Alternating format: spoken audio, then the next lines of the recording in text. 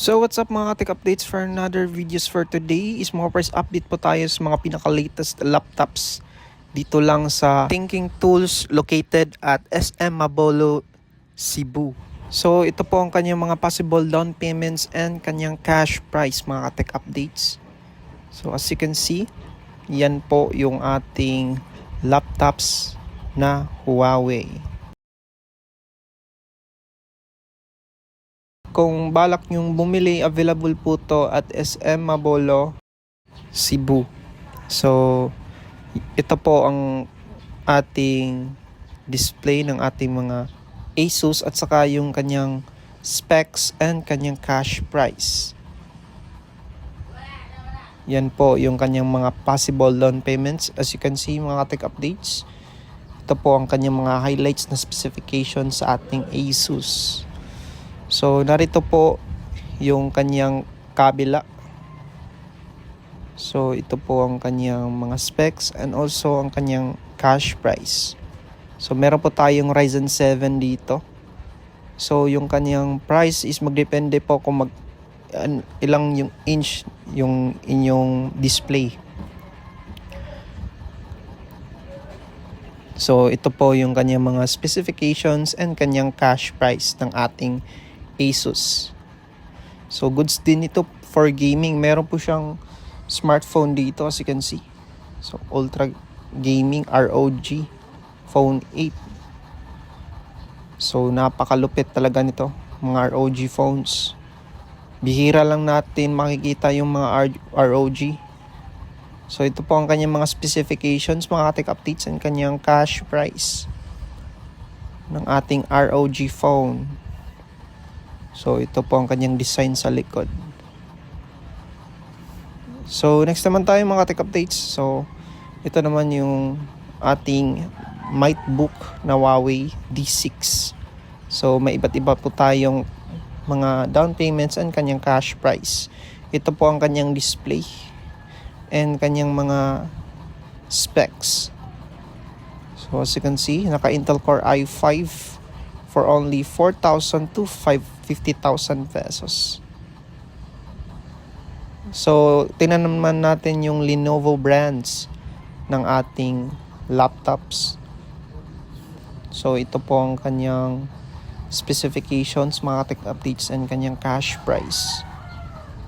So, as you can see, naka-Ryzen 5 na po to. So, ang kanyang clock speed isaabot po ng up to 4 GHz. So, napakabilis na po nun. Goods na yan pang gaming. So, ito naman yung isa nating naka-Intel i7. Medyo malakas-lakas na po to. So, ito po ang kanyang cash price. 40,000 I mean. So, ang kanyang number one brand ng IdeaPad. So, ito po ang kanyang cash price and kanyang possible down payments. As you can see, mga tech updates. So, next naman tayo mga tech updates. So, punta naman tayo dito sa kabila. So, ito po ang kanyang possible down payments, mga tech updates. And kanyang cash price of 19,000. Wow, mura na lang siya. So, ang kanyang mga specifications, yan po. As you can see. So, IdeaPad. Kung balak kang bumili, so available po to at SM Mabolo. At hanapin nyo lang yung Thinking Tools na branch. Ito po ang naka-highlights ng mga specifications niya and kanyang possible down payments and kanyang cash price of 42,000 pesos. So, next naman tayo mga tech updates. So, sa IdeaPad, ito po ang kanyang possible down payments and kanyang cash price. And ito po naka-highlights ng mga specifications niya. As you can see, mga tech updates. So, naka-AMD Ryzen 3. So, up to 4.1 GHz yung kanyang lakas. So, punta naman tayo dito sa Acer, mga tech updates. So sa Acer, mga tech updates, ito po ang kanyang possible down payments and kanyang cash price. ito naman yung si Helios Neo 16. So Acer.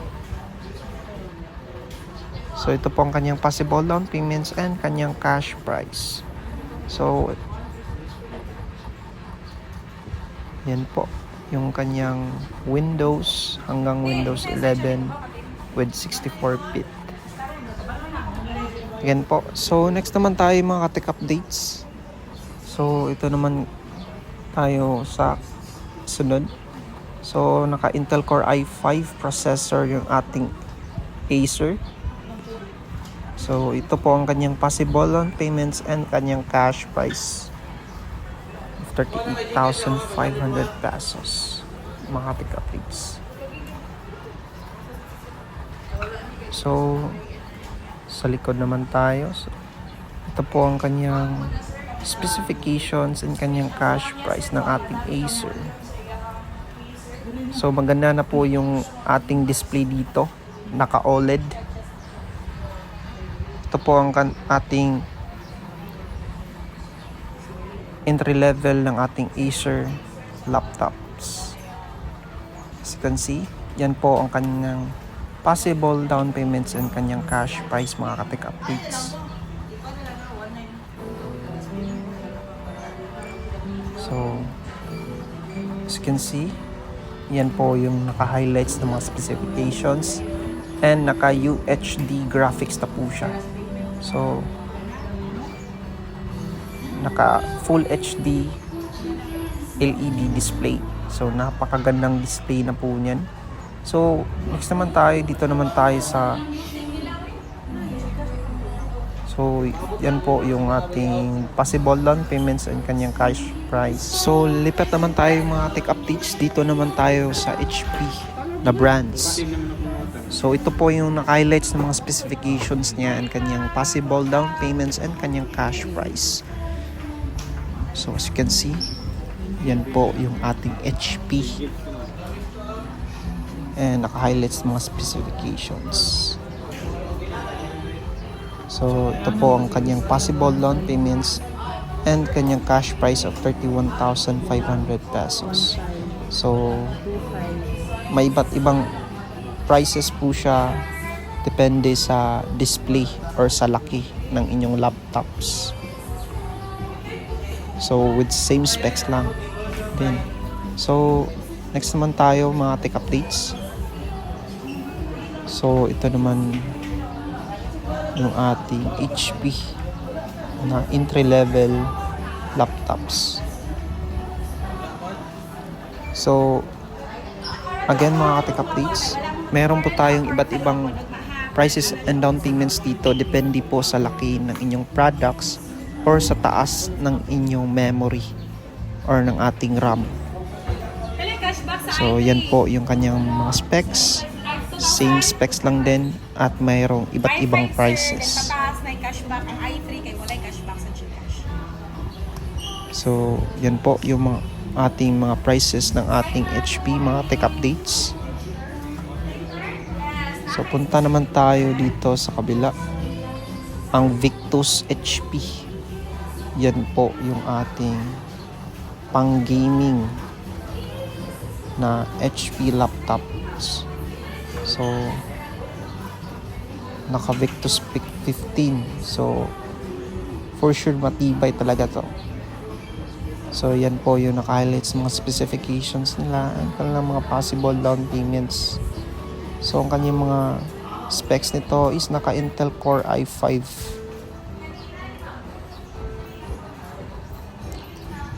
So, as you can see, mga tech updates. So, nagpumapalo po to hanggang 40,000 to 80,000 pesos yung ating. So, next naman tayo, mga tech updates, punta naman tayo dito sa Legion. So, dito na natin makikita yung mga high-end na laptops.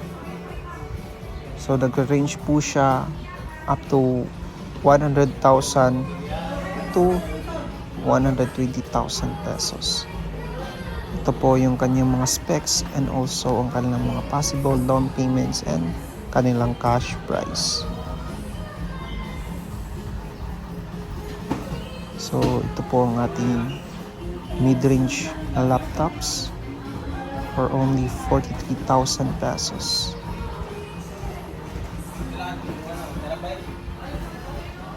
So next naman tayo mga tech updates.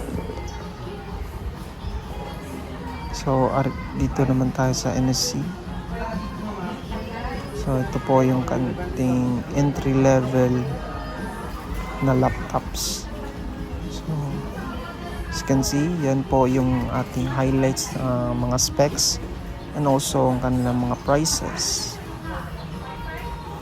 So naka Ryzen 5 na po siya dito.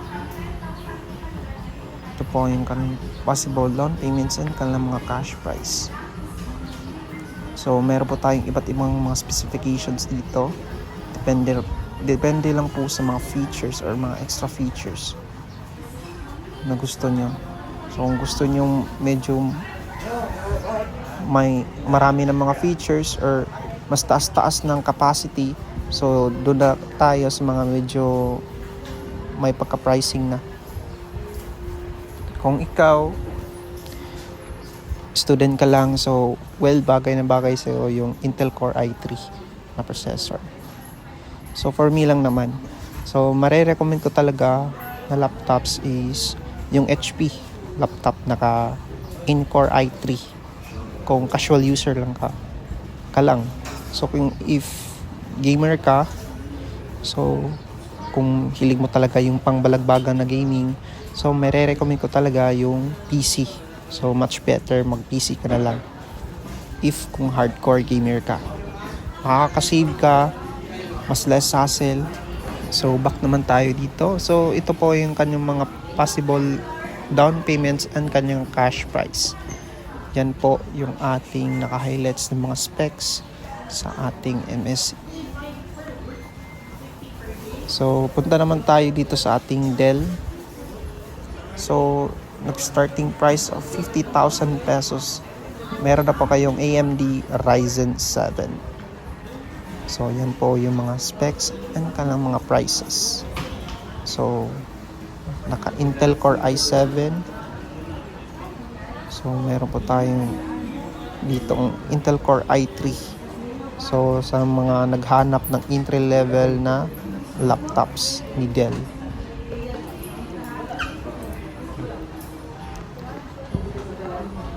So punta naman tayo dito.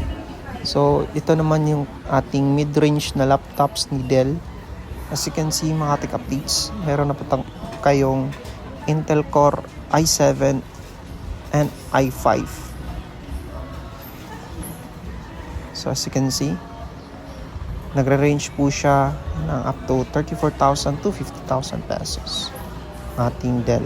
So meron po tayong entry level dito na Dell.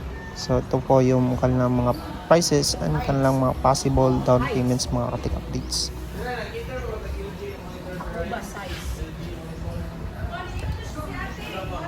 So as you can see, ito po yung ating mga prices and mga possible monthly nila. So ito po yung ating mga specs. So meron po tayong, so sa iba naman dito is naka-sale pa nga.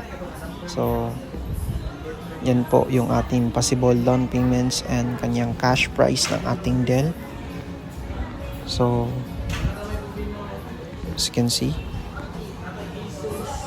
So kung nagustuhan mo aking video, please comment down below and paki-like and share na rin. Don't forget to subscribe and hit na rin yung notification bell para always po kitang ma-updates dito sa mga pinaka-latest gadgets this 2024.